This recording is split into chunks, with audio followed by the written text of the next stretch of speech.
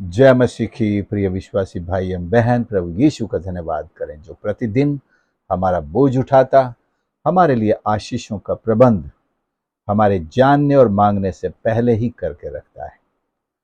ये तो एक उसने नियम बनाया है कि मांगो तो तुम्हें दिया जाएगा, परंतु वो अपनी संतान के लिए आशीषों के सारे प्रबंध उनके जीवन में पूरे करता ही रहता है। ये उसका प्यार है और हम भी जानते हैं जिससे प्यार करते हैं आप, उनके लिए सब कुछ उनके मांगने से भी पहले आप करते हैं। आज के मनन में नीति वचन 31 अध्याय के 25 पद में एक बहुत प्यारा शब्द है। वह है जो स्त्री के लिए लिखा है, क्योंकि एक भली स्त्री के बारे में यहां बात चल रही है।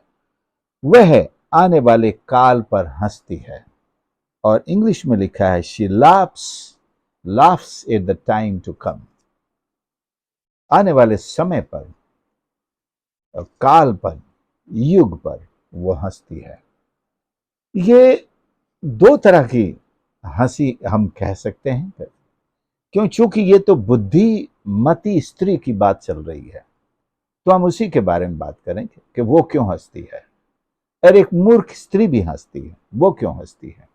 मूर्ख स्त्री इसलिए हंसती है कि तुम जो कह रहे हो कि भैया कठिन दिन आएंगे, अकाल पड़ेगा और चीजें महंगी हो जाएंगी, इसलिए बचत करो, जरा समझदारी से चलो, वो ये सब नहीं मानती। बोले मैं नहीं मानती, ऐसा कभी नहीं होने वाला, ऐसा कुछ नहीं होने वाला। इसलिए वो मजाक उड़ाती है और हंसती है। परंतु एक बुद्धिमती स्त्री, एक समझदार स्त्री आने वाले समय पर इसलिए हंसती है कि वो प्रबंध करना जानती है। लोग जब डराते हैं कि ये सब महंगा हो जाएगा, ये नहीं मिलेगा, ये मुश्किलात आ जाएंगी, उसने अपने और अपने परिवार के लिए पहले से ही ऐसे समयों का सामना करने के लिए प्रबंध कर रखा है। कुछ लोग मुसीबत में आकर के अपने खाली हाथ, खाली बटुए, खाली बैंक बैलेंस को लेकर के रोते हैं और दूसरों से कहते हैं कि हमारी मदद करो। जबकि एक समझदार व्यक्ति, चाहे अभी ऐसा कुछ भी नहीं है, लेकिन वो ऐसे समयों के लिए अपनी तैयारी करके रखता है। खुदा ना करे, खुदा करे ना हो, लेकिन खुदा ना करे ऐसा हो जाए तो फिर क्या होगा? जैसे कोरोना के समय बहुत सारे परिवारों में चूल्हा जलाने के लिए कुछ नहीं होता था। हमने खुद देखा है, बहुत सारी समस्याओं का सामना हमने किया है। अगर बाजार में सामान भी है, बैंक में पैसा भी है, तो हालात ये हो गए कि आदमी बैंक भी नहीं जा सकता और आदमी बाजार सामान खरीदने भी नहीं जा सकता। लेकिन क्या ऐसे में काल पर हंसा जा सकता है? बाइबल यही तो सिखा रही है कि आपको अपने जीवन के आने वाले दिनों के लिए ऐसे प्रबंध करके रखना चाहिए। अब जीवन में ऐसे कितने क्षेत्र हैं जिनका प्रबंध, केवल दाल रोटी का प्रबंध, अपने शिक्षा का प्रबंध, बच्चों को जो आप शिक्षा दे रहे हैं, उत्तम शिक्षा, यह भी आने वाले काल पर हंसने का एक प्रबंध है। कि आप सोचें, अगर बच्चे अनपढ़ रहे, कुछ ना करने के लायक रहे, आने वाले कठिन समय में आपका भी साथ नहीं, आपका भी कोई धन नहीं, अब बच्चे क्या करेंगे? क्या वे भीख मांगेंगे? और आज के जमाने में तो भीख भी नहीं मिलती है। लोग कहते हैं आगे जाओ बाबा, आगे जाओ, अपनी गाड़ी का शीशा तक उतारने के लिए तैयार नहीं। या किसी के मन में थोड़ा है भी तो कहेगा चेंज नहीं मेरे पास, खुले पैसे नहीं। वो भी बात है कि आजकल ये भी कि ये लोग जो भीख मांगते हैं, ये काम नहीं करना चाहते हैं, इनको भीख मत दो। सरकार ने भी ऐसे नियम बना रखे हैं कि ये लोग काम से जी चुराते हैं, इसलिए भीख मांगते हैं, दारू पीते हैं और बुरे कामों में खर्च करते हैं। खैर, हमारा उस पर बोलने का मतलब नहीं, कहने का मतलब ये है कि ईश्वर न करे कि ऐसे हालात में इंसान खड़ा हो, उसे अपने जीवन के लिए, बच्चों की शिक्षा हो, बच्चों के भविष्य के लिए एक ऐसे ज्ञान की एक थाती, एक भंडार को उन्हें देना, ट्रांसफर करना है, जिससे वे अपने पैरों पर खड़े हो सकें। और कोई अगर उन्हें डराता है कि दुनिया दुनिया में दिन बुरे आने वाले हैं, तो वो आने वाले काल पर हंस सके, जैसे ये बुद्धिमान स्त्री, बुद्धिमती स्त्री आने वाले काल पर हंसती है। ये 10 पद से हम देखें, भली स्त्री कौन पा सकता है? एक भली स्त्री की पहचान यही है कि वो बहुत ही समझदारी से, प्रैक्टिकल रूप में काम करती है और अपने घराने के लिए उसको लाभ की घटी नहीं, उसका हर काम लाभ का है, उसका हर बिजनेस जहां भी हाथ डालती है उसे लाभ ही लाभ होता है, क्योंकि वो समझदारी से काम हाथ में लेती है और अपना नुकसान और नफा पहले ही जान करके उस काम को करती है। व्यापार करती है, दूर से व्यापार के जहाजों से वस्तुएं मंगाती है। आप और मैं कहेंगे हमारे शहर में अदरक नहीं मिल रहा है, लेकिन उसके घर में अदरक है। आप पूछें कहां से लाए हो तुम? क्योंकि मैंने तो दूर से मंगवाया है, भोपाल से, शॉपिंग मॉल से। शॉपिंग मॉल में मिलता है। कई ऐसी चीजें या ऐसे फल और सब्जियां भी मिल जाती हैं बड़े बड़े शॉपिंग मॉल्स मैंने देख, जिनका सीजन ही नहीं होता है। आप कहेंगे ये तो सीजन में मिलने वाली चीज है, अभी आपके पास कहां से आई? तो अपने घराने की फिक्र में वो इस बात के लिए चूल्हे को ऑफ नहीं रखती है कि भाई हमारे शहर में तो आटा मिल ही नहीं रहा है, हमारे यहां तो कोई चक्की गेहूं पीस ही नहीं रही है। वो दूर से पिसवा के लाती है, वो दूर से खरीद के लाती है। उसने ऐसा प्रबंध पहले से कर रखा है। तो ये एक समझदारी की बात है। आने वाले समय के लिए उसके पास प्रबंध है। भविष्यद्वक्ताओं की किताबें जब आप पढ़ेंगे, खासकर दानियल की भविष्यवाणी को देखें या दूसरी सारी, यशाया, यिर्मयाह, सब ने ये बात कि भविष्य के दिनों में होने वाली बातें परमेश्वर ने अपने दासों के माध्यम से प्रकट की हैं।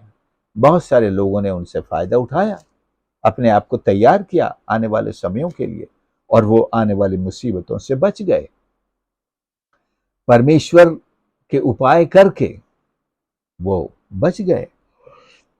लेकिन बहुत से लोगों ने ऐसे नबियों का मजाक उड़ाया, तुम झूठ बोलते हो, सही नहीं है, ये नहीं है, सब कुछ ठीक चल रहा है दुनिया में, हमारे साथ ऐसा कुछ नहीं होगा, हम पर तो प्रभु की कृपा है। ठीक है, और वे मारे गए, कोई तैयारी नहीं कर पाए। परमेश्वर को उन्होंने उसकी चेतावनियों को बहुत हल्के में लिया। हाँ, परमेश्वर प्यार करता है, लेकिन वो इस संसार के हालात जो बनने वाले हैं, शैतान जो काम करता चला जा रहा है, उसके असर से, प्रभाव से, उसकी समस्याओं से हमें बचाना चाहते हैं, उसकी विपत्तियों से हमें बचाना चाहते हैं।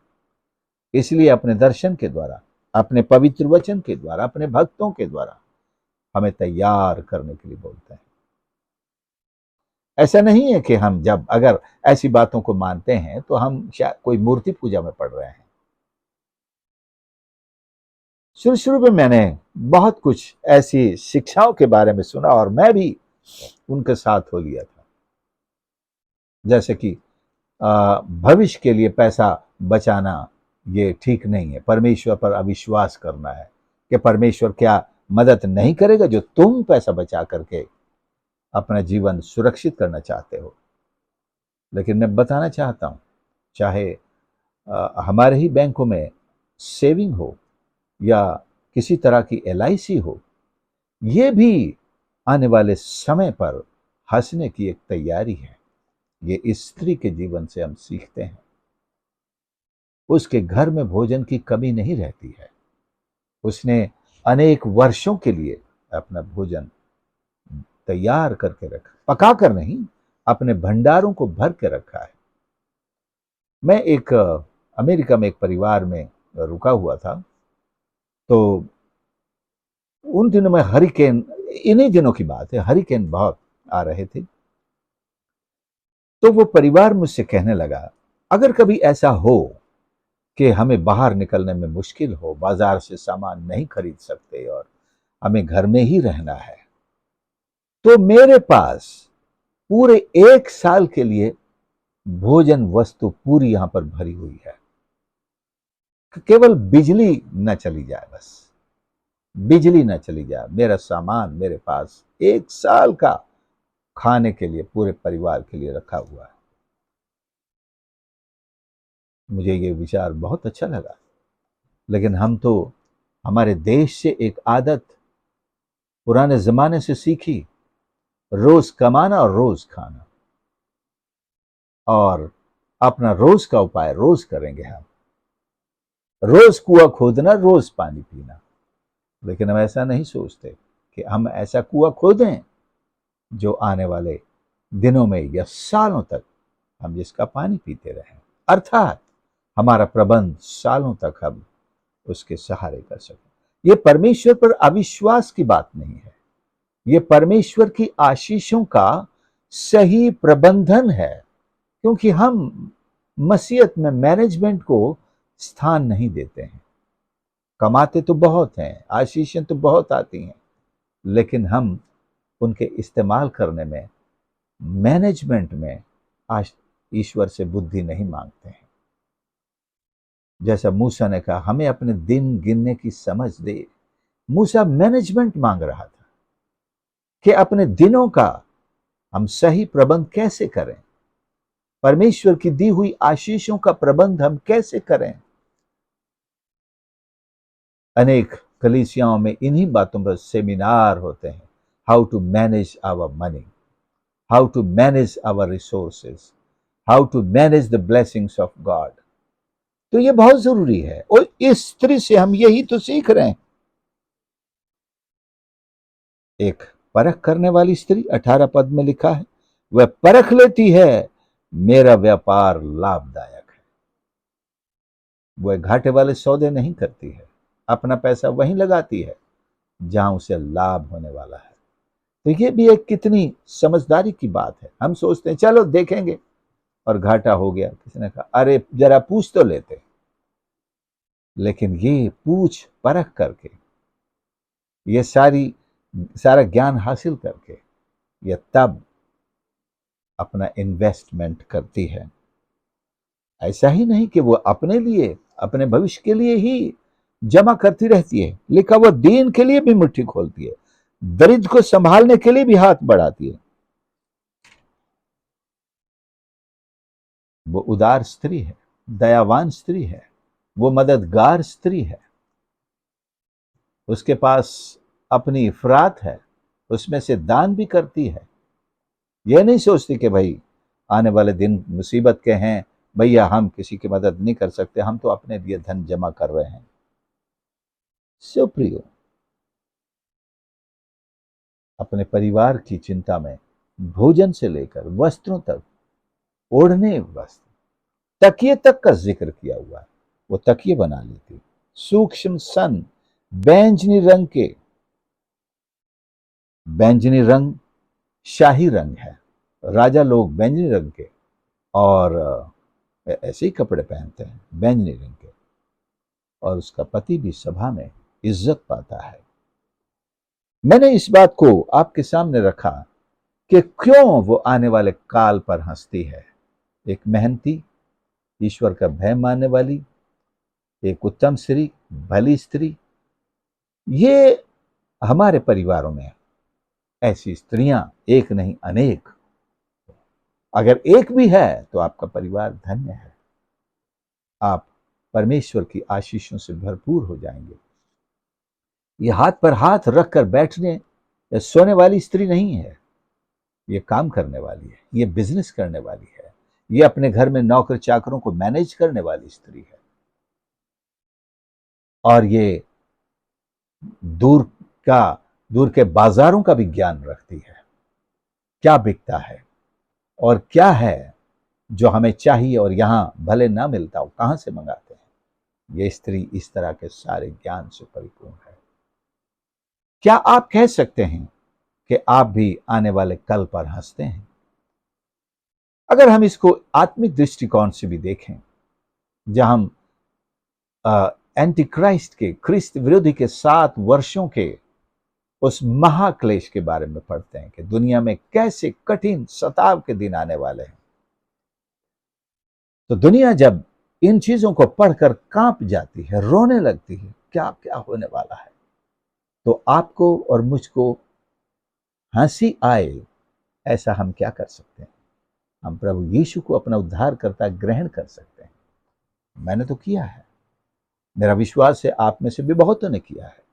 तो आप एंटी क्राइस्ट के उस महाक्लेश, महासताव के समय पर हंस सकते हैं आज, क्योंकि मुझे उसका सामना नहीं करना है। मैंने अपने आप को उससे बचा लिया है। मैं तो प्रभु के साथ स्वर्गीय स्थानों पर, आसमान में मेमने के साथ, उस मेमने के विवाह के भोज का आनंद ले रहा हूं। धरती पर जब महाक्लेश होगा, लोग भोजन खरीदने के लिए तड़फ रहे होंगे, लोग ख्रिस्त विरोधी का निशान लेने के लिए मजबूर हो रहे होंगे, और जो इनकार करेगा वो बहुत मुश्किलों का सामना करेगा, असहनीय मुश्किलें। लेकिन मैं तो आनंद के साथ, अपने प्रभु के साथ आनंद ले रहा हूंगा, क्योंकि मैंने उस समय का प्रबंध कर लिया है, उसको अवॉइड करने का प्रबंध कर लिया है। इस तरह आत्मिक जीवन में भी बहुत सारी ऐसी बातें हैं। अपने गुनाहों से तौबा करना, प्रभु यीशु से माफी मांग लेना, उसको उद्धार करता ग्रहण कर लेना, ये आने वाले काल पर हंसने के प्रबंध हैं। और अपना जीवन प्रभु को सौंपकर उसके आगमन की आशा में जीना। जब लोग आपसे कहें कि आपको पता है आने वाला समय कैसा आने वाला है, आप मुस्कुरा कर कहें, हाँ मुझे पता है समय बहुत मुश्किल आने वाला है, लेकिन मुझे उसका सामना नहीं करना पड़ेगा। क्यों भाई, आपने क्या प्रबंध किया है? मैं तो अपने प्रभु के साथ रहूंगा, मैं तो सुंदर स्वर्ग में अपने प्रभु के साथ रहूंगा। तो हम आने वाले काल पर हंसने की उस क्या कह सकता हूं, हंसने की प्रैक्टिस करें? नहीं, उसके लिए अपने आप को तैयार करें। पहले उस काल के लिए, उसका सामना करने के लिए अपने आप को प्रबंध के द्वारा तैयार करें, तब तो हंस सकते हैं। जब लोग हमें डराएंगे, हमें हंसी आएगी, हम डरेंगे नहीं, क्योंकि हमने उस युग का सामना करने का प्रबंध कर लिया है। जैसे यूसुफ ने आने वाले 7 अकाल के सालों का सामना पहले 7 सुकाल से कर लिया। अब कोई उससे कहे कि भैया 7 साल अकाल के आने वाले हैं, तो लोग भूखों से मर जाएंगे, जानवर मर जाएंगे, कुछ पैदा नहीं होगा, जल के सोते भी सूख जाएंगे, तो अकाल आने से पहले ही लोग रोने लग जाएंगे। लेकिन यूसुफ ने उन 7 सालों के लिए प्रबंध करके रख दिया है। वो हंस सकता है, आने वाले काल पर हंसता है। हम प्रार्थना करें, परमेश्वर हमको स्वर्ग से वो बुद्धि प्रदान करे, वो समझ दे कि हम अपने दिनों को समझ सकें, गिन सकें।